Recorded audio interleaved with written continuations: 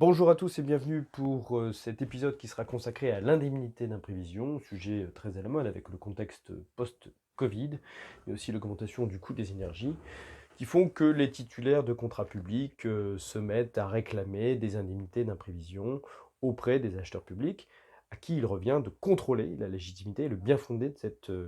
indemnité d'imprévision. Et il se trouve que en faisant des recherches en la matière, j'ai l'impression d'ailleurs de me transformer en une sorte d'Indiana Jones du droit public, hein, puisque c'est quasiment une fouille archéologique de la jurisprudence qui date de la Première Guerre mondiale jusqu'à aujourd'hui, pour trouver des exemples jurisprudentiels qui permettent de qualifier la demande du titulaire. Eh bien, dans le cadre de cette recherche, j'ai trouvé un arrêt du Conseil d'État, pas très ancien pour le coup, de 2019, qui m'a semblé intéressant de porter à votre attention. Je vous explique tout juste après ça.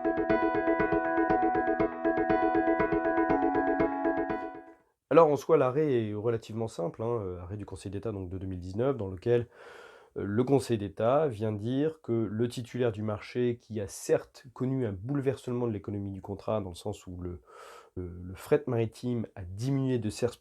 alors qu'il était titulaire, d'une concession, de service de desserte maritime, donc il est impacté par cette baisse du fret. Eh bien, quand bien même il y a un bouleversement de l'économie du contrat dans le sens, pourcentage, de diminution de ce à quoi il devait s'attendre, eh bien, il avait parallèlement à ça, une fragilité financière qui fait que, le bouleversement, pardon, n'est pas totalement indépendant de la volonté des parties. Et c'est ce critère-là qu'il faut retenir quand, on a une demande indemnitaire d'un titulaire de contrat public. Certes, on peut avoir un bouleversement de l'économie du contrat, mais il doit être indépendant de la volonté des parties et donc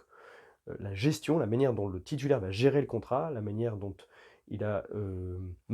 pensé à son montage contractuel, son équilibre financier dans le cadre de la passation de ce contrat, surtout en matière de concession, parce que c'est lui qui va faire des choix. La grande question qu'on retrouve en jurisprudence, c'est celle de la clause de révision des prix, hein. S'il n'avait pas anticipé ou s'il a fait le choix d'avoir une clause,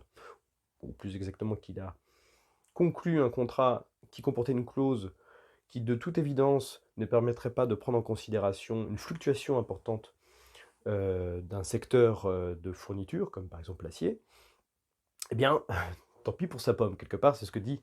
la jurisprudence rendue en cette matière et pour ça, on peut s'appuyer sur cet arrêt, du Conseil d'État de, 2019. Je vous dis à une prochaine pour un nouvel épisode d'Elcad.